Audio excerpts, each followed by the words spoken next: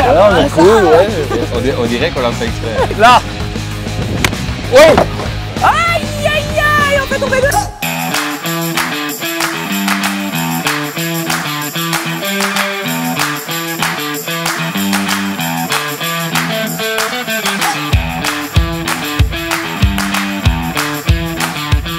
Mesdames, Mesdemoiselles, Messieurs, bonjour, bonsoir et bienvenue à l'émission Fiscal Team. Aujourd'hui, nous tournons le premier épisode que nous avons décidé d'appeler Ice Break avec Gauthier Bocard. Gauthier Bocard, si vous ne le connaissez pas, c'est notre star nationale de hockey. Vas-y, vas-y.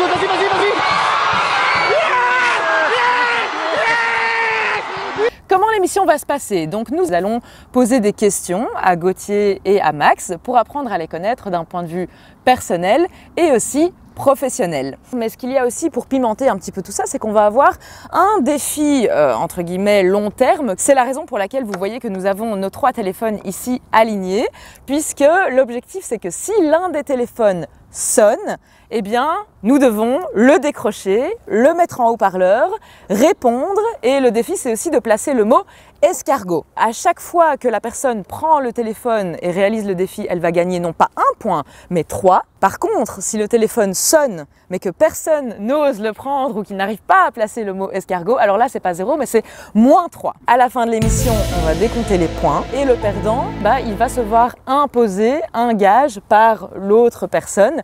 Un gage long terme, donc c'est pas quelque chose qui va se faire là tout de suite, c'est quelque chose qui va se faire vraiment dans les mois, les semaines, les années, bon peut-être pas les années, mais l'année à venir.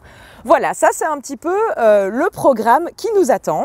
Mais oui, c'est clair. Je propose qu'on commence tout de suite avec Gauthier. Salut Gauthier. Bonjour. Merci d'être là. Avec plaisir. Alors Gauthier, on va apprendre à te connaître. Donc toi, avant tout, tu es joueur de hockey professionnel. Tu es également membre de l'équipe nationale des Red Lions.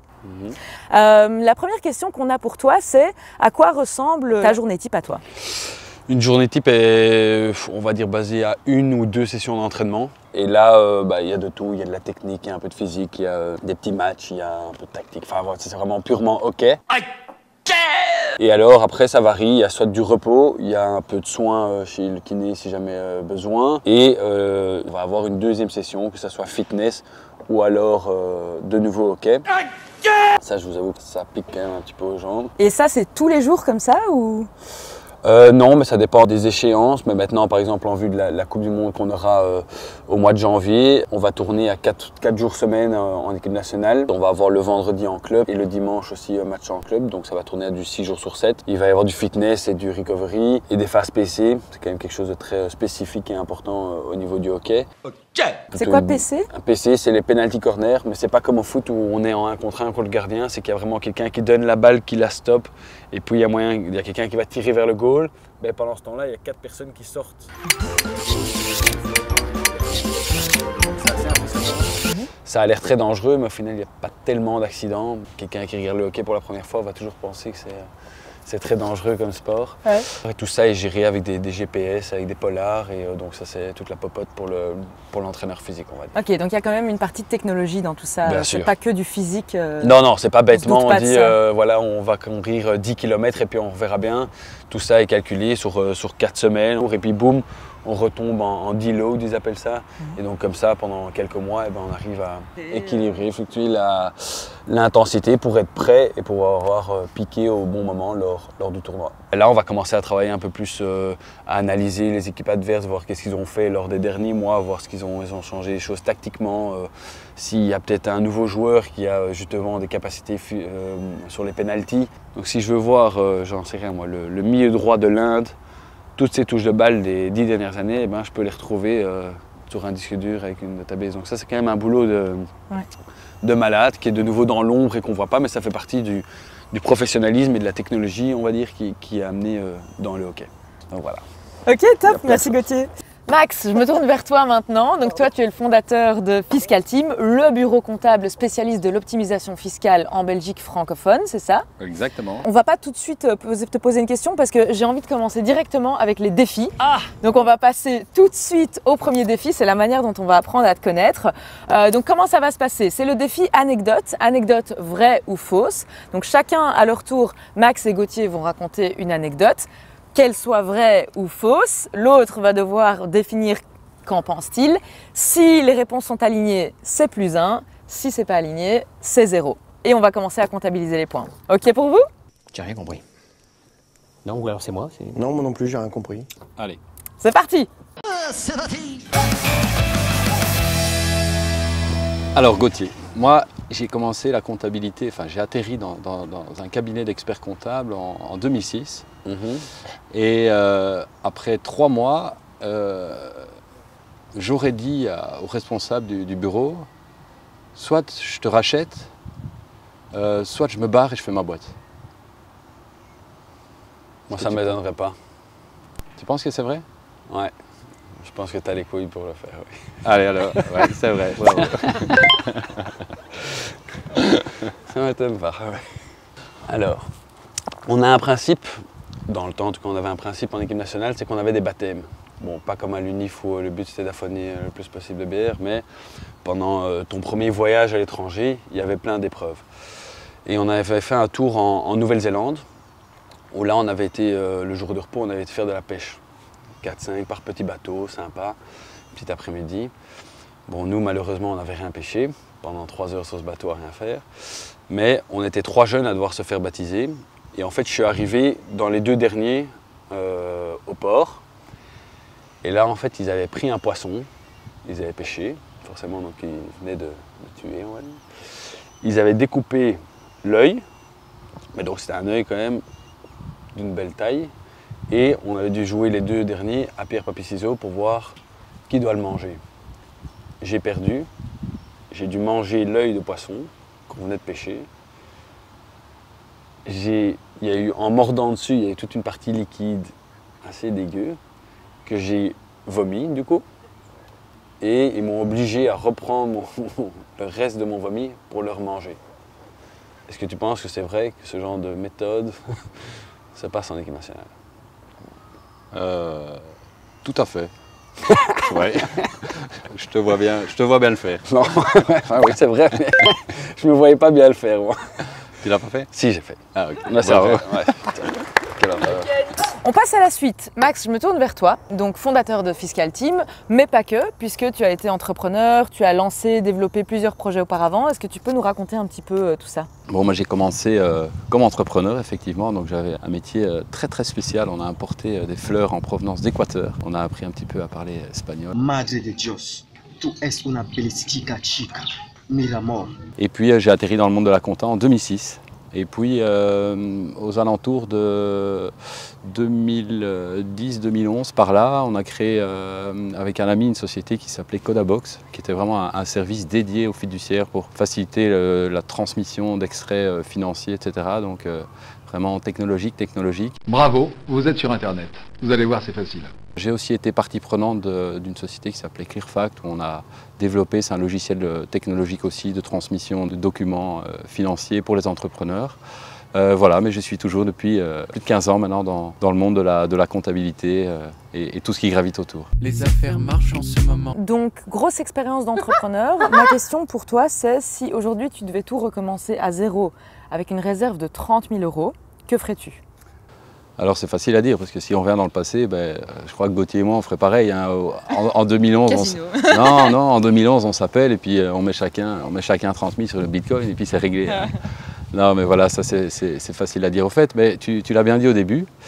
Si tu devrais recommencer à zéro et que quelqu'un me prête ou quelqu'un investit en moi 30 000 €, je ne vais pas dire que je les rendrai tout de suite, mais en fait je les placerai et je ferai comme s'ils n'existaient pas. Il y a quelque chose qui est vraiment marquant, c'est qu'au moins on a d'argent, au plus l'intelligence humaine arrive à sortir des chouettes projets, c'est-à-dire qu'il faut se battre, on doit sortir de sa caverne pour aller chercher à manger. Je les prendrai, je les placerai, voilà, je les mettrai, on va dire, en sécurité, mais je ferai comme s'ils n'existaient pas pour vraiment partir de zéro. Mais c'est super ça! Pourquoi tu me l'as pas dit plus tôt? T'as envie de rebondir là-dessus, Gauthier? T'aurais fait la même chose? Non. J'avais pas réfléchi comme ça moi. J'aurais pris les 30 000 pour Le Dorlo, dans 20-30 ans, il n'y en aura plus. les investir dans mon projet.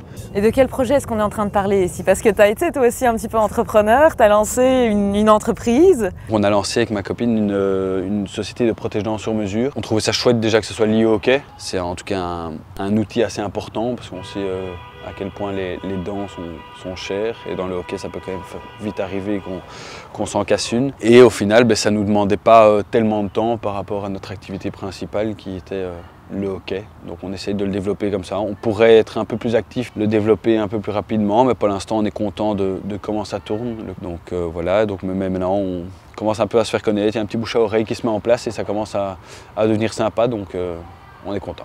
On est parti pour la deuxième séquence de défis que nous avons intitulée Fast and Amour. Ok pour vous? C'est parfait. On y va. Nickel. Première question. Quel statut est le plus intéressant du point de vue optimisation fiscale? Indépendant, personne physique ou société? Quand vous êtes prêts, montrez la réponse. Société pour les deux. Oui, ah oui, oui, oui, oui, ah oui. Correct, Max? Correct. Correct. Plus un. C'est Plus moi, un il a pour bien Gauthier. répondu. Plus un pour Gauthier. Société, pourquoi? Société, sans hésiter. Pourquoi?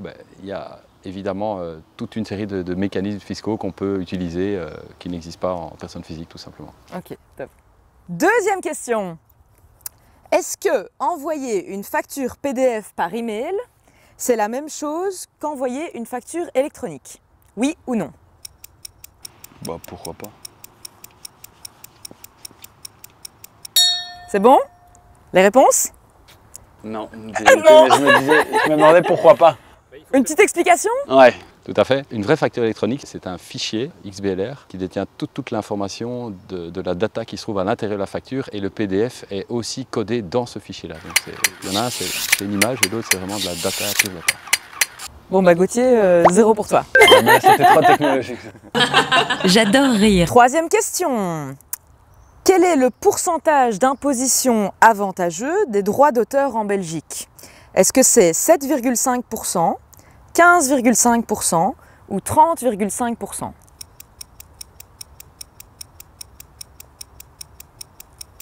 La réponse? 7,5 des deux côtés, un point pour Gauthier. Ouais. Max, pourquoi? Tout à fait, c'est 15, mais il y a une moitié qui est déductible, donc ça fait exactement 7,5. Après, il y a des tranches où ça monte un petit peu, mais 7,5, c'est le bon chiffre. Ok, parfait, plus un pour Gauthier. On passe à la quatrième question. Quelle est la date limite pour soumettre sa TVA, sa déclaration TVA du deuxième trimestre? Elle vient de passer. J'ai fait les deux en même temps. J'ai lu. J'hésite. Je crois que c'est faux. On montre? Le 20. C'est le 20. Parce que c'est férié ou quoi le 21? Non, c'est toujours les 20. C'est tous les 20. Ouais, c'est tous les 20 de chaque mois ou de fin de chaque trimestre. 0 pour Gauthier. Dernière question. Si je suis indépendant en société, est-ce que je peux avoir 2 voitures de société pour moi-même? Oui ou non? Mais il y a une bonne explication à ça, non? Tu dois écrire oui ou non.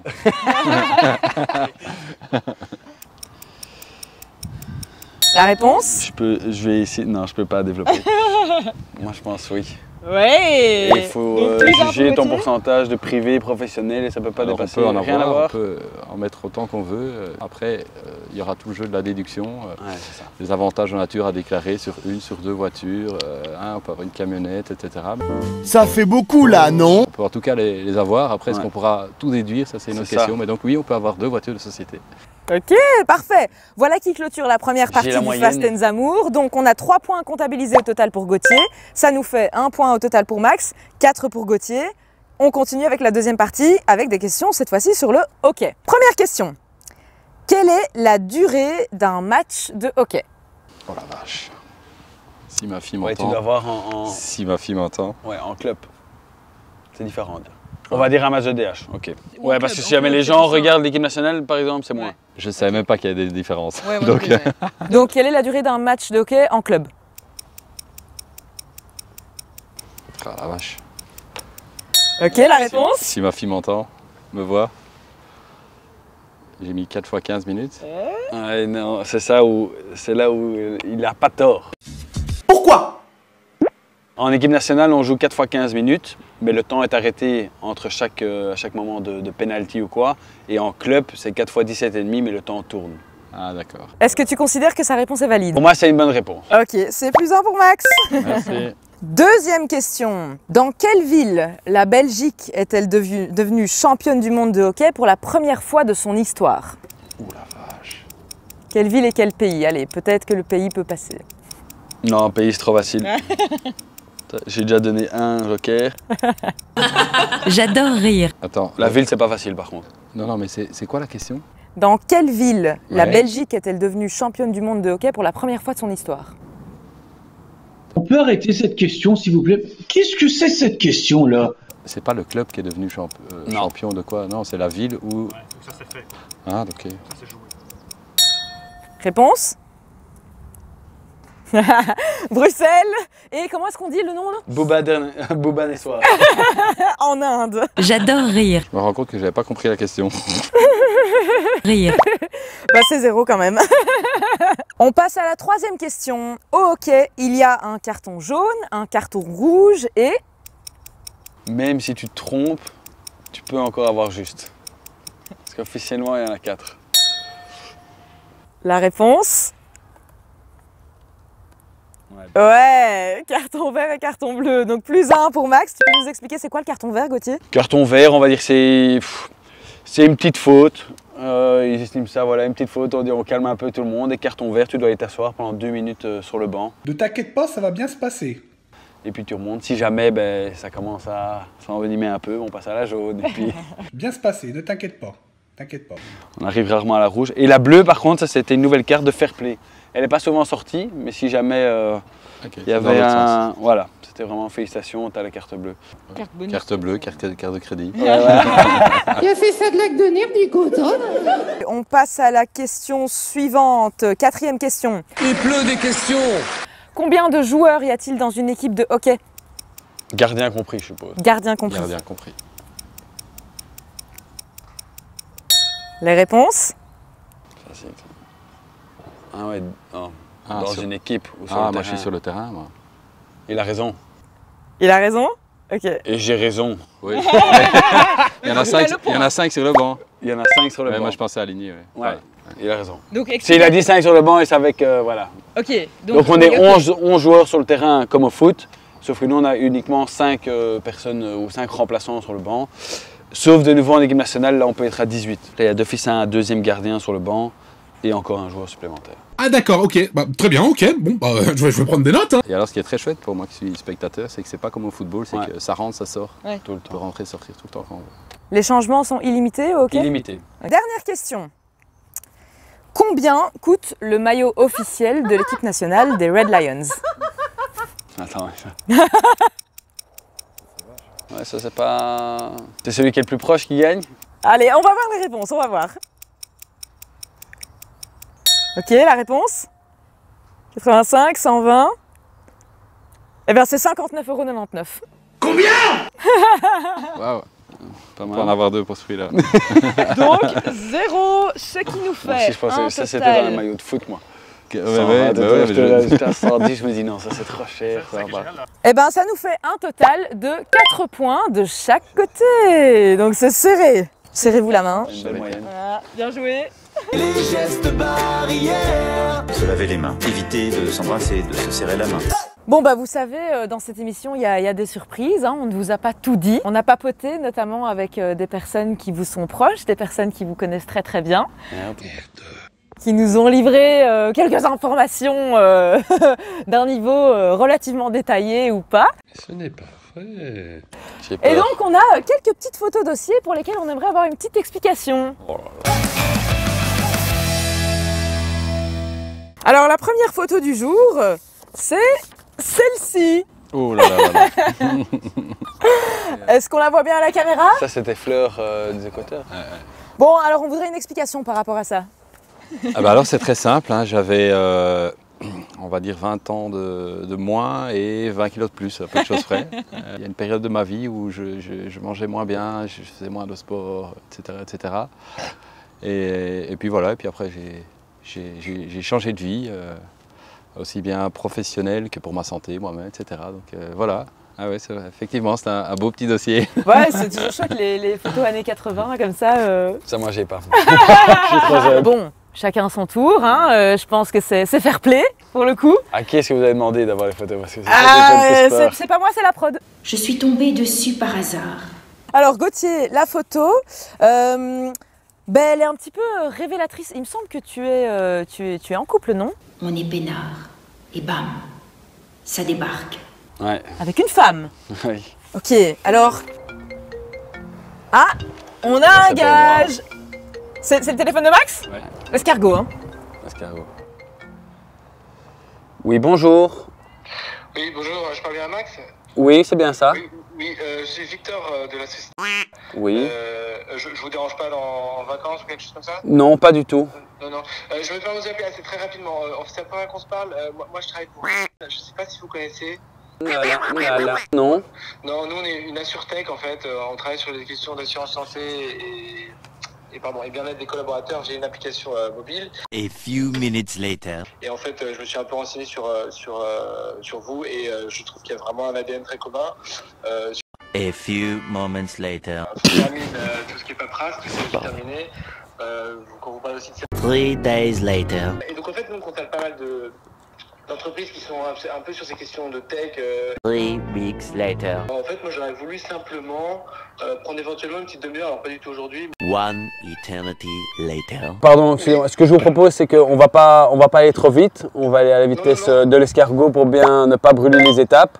Oui. Et laissez-moi alors vous rappeler, si ça vous dérange pas, en fin de semaine pour prendre rendez-vous et qu'on puisse de discuter de tout ça. Ouais, alors je suis en congé en fin de semaine. Alors est-ce que c'est possible de 2000 years later. Fin août, début septembre, comme tu veux, comme vous voulez, et puis je vous recontacte. Ok, on se recontacte via ce meeting en fait. Parfait, super. Ok, super. Bon allez, bonne journée Max. Merci beaucoup, bonne journée, bonnes vacances, au revoir. Merci, au revoir. Mais va tout présenter. Bravo. Et alors, je suis obligé de couper parce que je le voyais derrière, dit coupe. Bravo. Non, le défi est fait, c'est pro. Il a pris un rendez-vous, franchement. En plus, c'était pro, j'ai dit merde. Ah, ça, c'est plus 3 direct. Et toi, tu le connaissais pas? Non. De rien. Je sais pas de qui. Et Alan, c'est quoi? Je sais pas. Bah, t'as pas écouté? Ouais, moi, je me concentrais sur comment passer l'escargot, moi. Je trouve que vous êtes cool et tout. Ouais, cool. La culture d'entreprise. Ouais, on est cool, ouais. On dirait qu'on l'a fait exprès. Ouais, franchement. Alors, on va passer à quelques petites questions supplémentaires. Max, on parle depuis maintenant un petit temps de crypto-monnaie, bitcoin et compagnie. C'est vraiment quelque chose qui est en train de monter en puissance et en popularité actuellement. Si tu devais choisir, je ne dis pas que c'est le cas, mais si tu devais, est-ce que tu choisirais crypto versus marché traditionnel? Si je dois choisir, clairement aujourd'hui c'est le marché traditionnel, ne fût-ce que pour la sécurité. On est aujourd'hui dans un monde qui est sécurisé par la Banque nationale, la FSMA, les choses comme ça. Donc non, voilà. Et de nouveau, pas tous les œufs dans le même panier. Et surtout aujourd'hui, si vous faites du stockage d'actions, de choses comme ça, clairement, marché traditionnel. Et quand on parle pognon, à partir d'un certain chiffre, tout le monde écoute. Ok, top. Gauthier, petite question pour toi par rapport au hockey. Ouais. Si on devait jouer là maintenant dans 5 minutes, quelles sont les règles essentielles en 1, 2, 3 points qu'on doit absolument savoir? On ne peut pas toucher la balle du pied, sauf le gardien qui lui a des protections. Il y a 2 parties au stick, il y a une partie plate et une partie arrondie. Il est interdit de toucher la balle avec la partie arrondie. Ouais, forcément, on est souvent avec les 2 mains sur le stick ou une, mais donc on ne peut pas agripper son adversaire. Normalement, il ne peut pas y avoir de contact, on va dire, en tout cas de prise de contact, mais forcément épaule, ça oui. Tu connaissais ces règles, Max? Oui. Okay. Non, c'est trop là, c'est bien. Ça va, c'est bien assimilé? Parfait. Bah ça tombe bien parce qu'on va aller jouer. Tout le monde debout. Allez. On y va.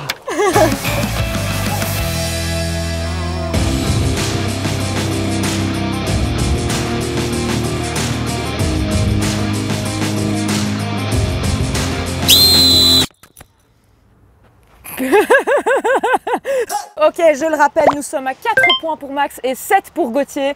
Et voici l'épreuve ultime qui arrive, l'épreuve du tir au but. Comment ça va se passer? Max, ici présent, a 9 balles devant lui qu'il va pouvoir tirer une par une vers Gauthier qui se trouve au goal. Alors il faut savoir que Max joue un petit peu au hockey, mais bien sûr n'est pas professionnel. Et Gauthier n'est absolument pas habitué à jouer en tant que gardien de but. Donc tous les deux sont hors de leur zone de confort et vont tenter de gagner des points. Max, tu es prêt? Je suis prêt. Gauthier. Max, une à la fois, hein. Si tu shot les nœuds, prends une fois ça. Moi j'ai peur. Gauthier a peur. On est parti. 0.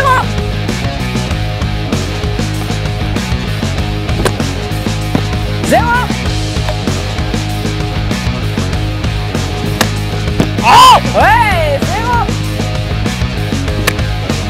Ouais. Je pensais que ça a compté. 5 à 7. Oh, c'est bon. Ça tombe. 6 à 7.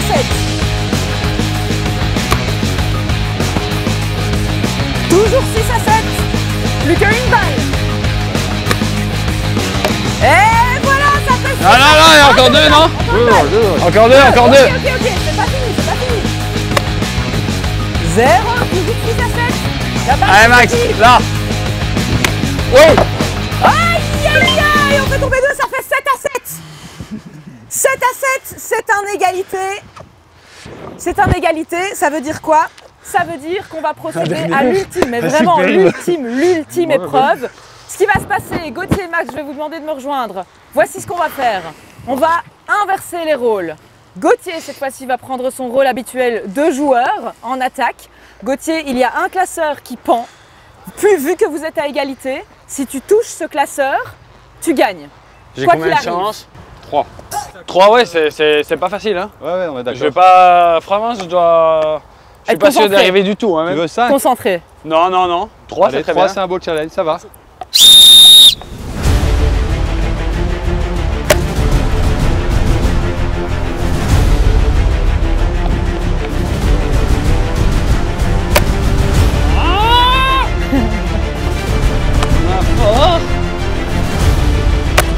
Non. C'est la